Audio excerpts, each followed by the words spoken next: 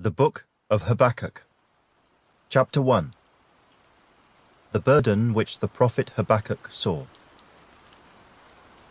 O Lord, how long shall I cry, and you will not hear? Even cry out to you violence, and you will not save. Why do you show me iniquity, and cause me to see trouble? For plundering and violence are before me. There is strife, and contention arises.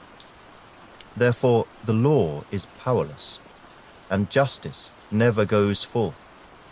For the wicked surround the righteous, therefore perverse judgment proceeds. Look among the nations and watch. Be utterly astounded. For I will work a work in your days which you would not believe though it were told you. For indeed, I am raising up the Chaldeans, a bitter and hasty nation, which marches through the breadth of the earth, to possess dwelling places that are not theirs. They are terrible and dreadful. Their judgment and their dignity proceed from themselves. Their horses also are swifter than leopards, and more fierce than evening wolves. Their chargers charge ahead. Their cavalry comes from afar. They fly as the eagle that hastens to eat. They all come for violence. Their faces are set like the east wind. They gather captives like sand. They scoff at kings, and princes are scorned by them. They deride every stronghold, for they heap up earthen mounds and seize it. Then his mind changes, and he transgresses. He commits offense, ascribing this power to his God. Are you not from everlasting, O Lord my God, my Holy One? We shall not die. O Lord, you have appointed them for judgment. O Rock, you have marked them for correction. You are of purer eyes than to behold evil, and cannot look on wickedness. Why do you look on those who deal treacherously, and hold your tongue when the wicked devours a person more righteous than he? Why do you make men like fish of the sea, like creeping things that have no ruler over them? They take up all of them with a hook. They catch them in their net, and gather them in their dragnet. Therefore they rejoice and are glad. Therefore they sacrifice to their net, and burn incense to their dragnet, because by them their share is sumptuous, and their food plentiful. Shall they therefore empty their net, and continue to slay nations without pity? Chapter 2. I will stand my watch, and set myself on the rampart, and watch to see what he will say to me, and what I will answer when I am corrected. Then the Lord answered me and said, Write the vision, and make it plain on tablets, that he may run who reads it. For the vision is yet for an appointed time, but at the end it will speak, and it will not lie. Though it tarries, wait for it, because it will surely come, it will not tarry. Behold the proud, his soul is not upright in him, but the just shall live by his faith. Indeed, because he transgresses by wine, he is a proud man, and he does not stay at home. Because he enlarges his desire as hell, and he is like death and cannot be satisfied, he gathers to himself all nations, and heaps up for himself all peoples. Will not all these take up a proverb against him, and a taunting riddle against him, and say, Woe to him who increases what is not his! How long? And to him who loads himself with many pledges. Will not your creditors rise up suddenly? Will they not awaken who oppress you? And you will become their booty. Because you have plundered many nations, All the remnant of the people shall plunder you, because of men's blood and the violence of the land and the city, and of all who dwell in it. Woe to him who covets evil gain for his house, that he may set his nest on high, that he may be delivered from the power of disaster. You give shameful counsel to your house, cutting off many peoples, and sin against your soul. For the stone will cry out from the wall, and the beam from the timbers will answer it. Woe to him who builds a town with bloodshed, who establishes a city by iniquity. Behold, is it not of the Lord of hosts that the peoples labor to feed the fire, and nations weary themselves in vain? For the earth will be filled with the knowledge of the glory of the Lord, as the waters cover the sea.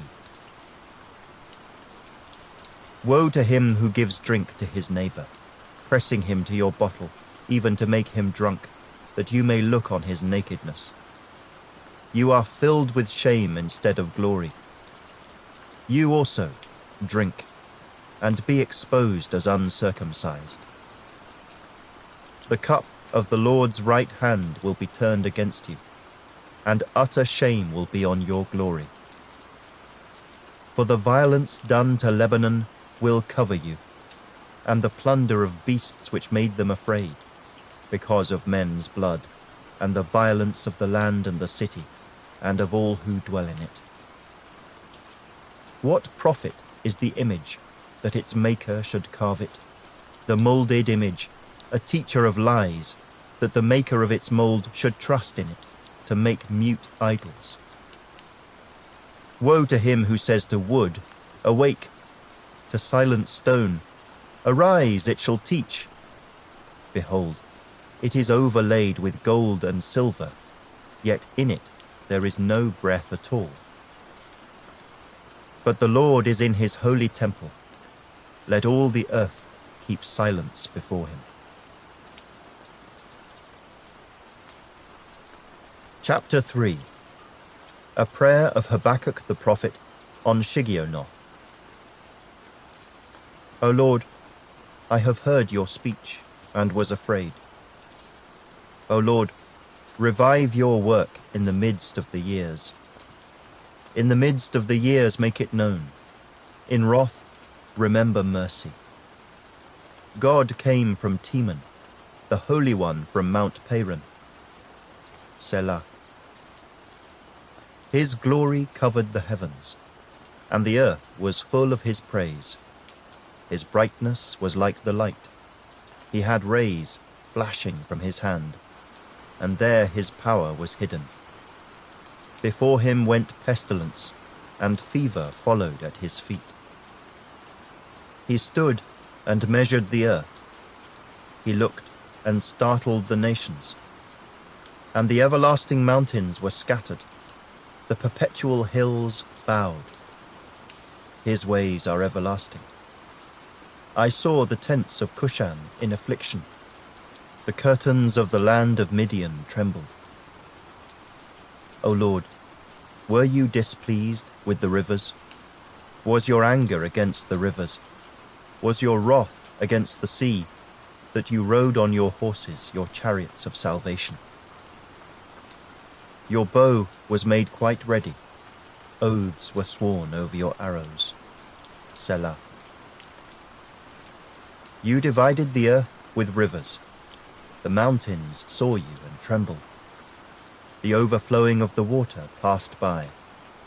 The deep uttered its voice, and lifted its hands on high. The sun and moon stood still in their habitation. At the light of your arrows they went, at the shining of your glittering spear. You marched through the land in indignation. You trampled the nations in anger. You went forth for the salvation of your people, for salvation with your anointed. You struck the head from the house of the wicked, by laying bare from foundation to neck. Selah. You thrust through with his own arrows the head of his villages. They came out like a whirlwind to scatter me. Their rejoicing was like feasting on the poor in secret. You walked through the sea with your horses, through the heap of great waters. When I heard, my body trembled. My lips quivered at the voice. Rottenness entered my bones, and I trembled in myself, that I might rest in the day of trouble. When he comes up to the people, he will invade them with his troops. Though the fig tree may not blossom, nor fruit be on the vines, though the labor of the olive may fail, and the fields yield no food, though the flock may be cut off from the fold, and there be no herd in the stalls, yet I will rejoice in the Lord. I will joy in the God of my salvation. The Lord God is my strength.